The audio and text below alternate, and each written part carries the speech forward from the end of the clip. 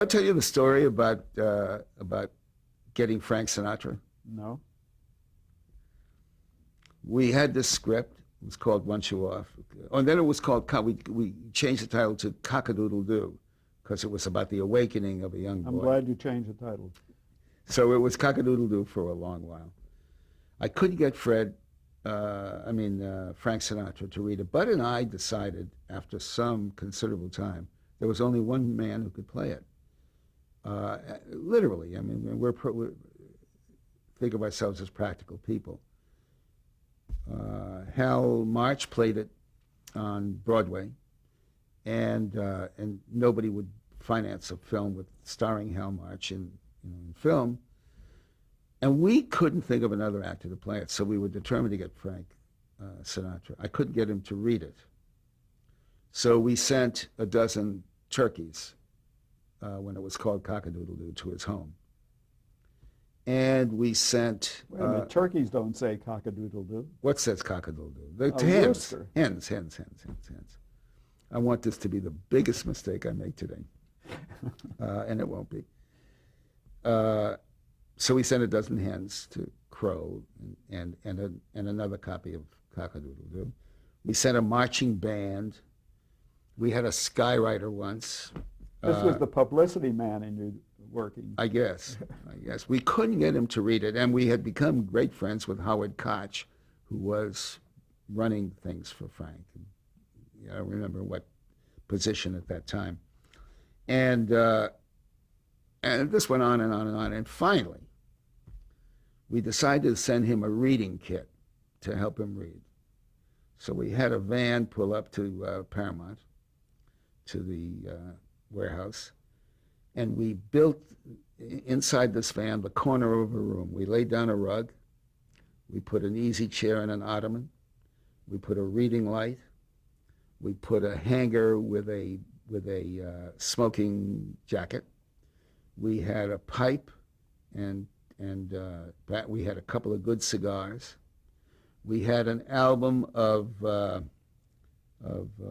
Jackie Gleason's Music to Read By. He did an album, Music to Read By. And I guess that's as much as I can remember. Did I mention the smoking jacket? Yes.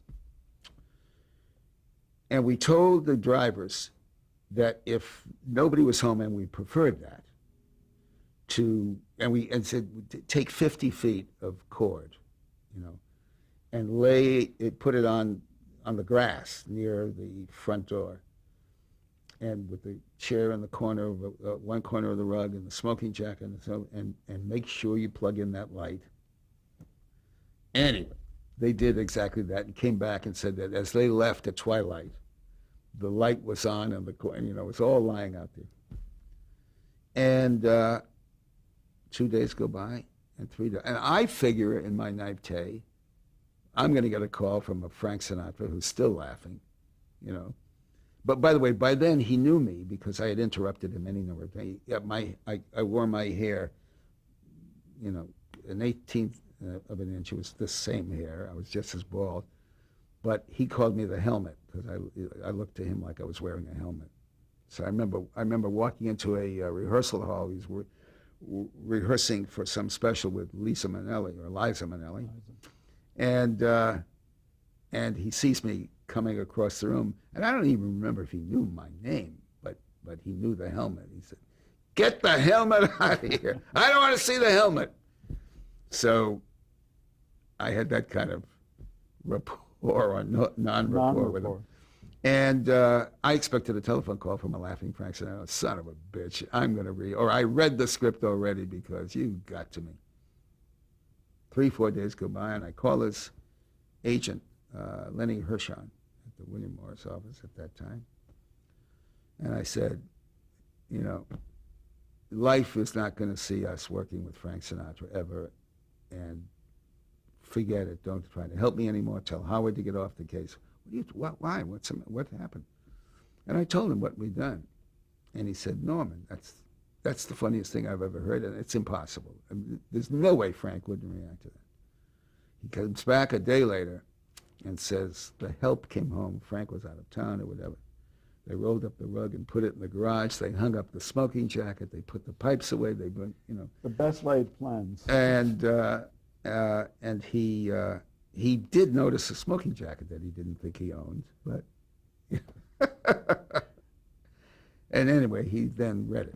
Well, to use that misused word, it was very creative of you. It was. I don't know if people would do it, if I would be motivated to do anything like that today. I don't know if the culture is alive with that much fun or that degree of fun anymore. Would accept it.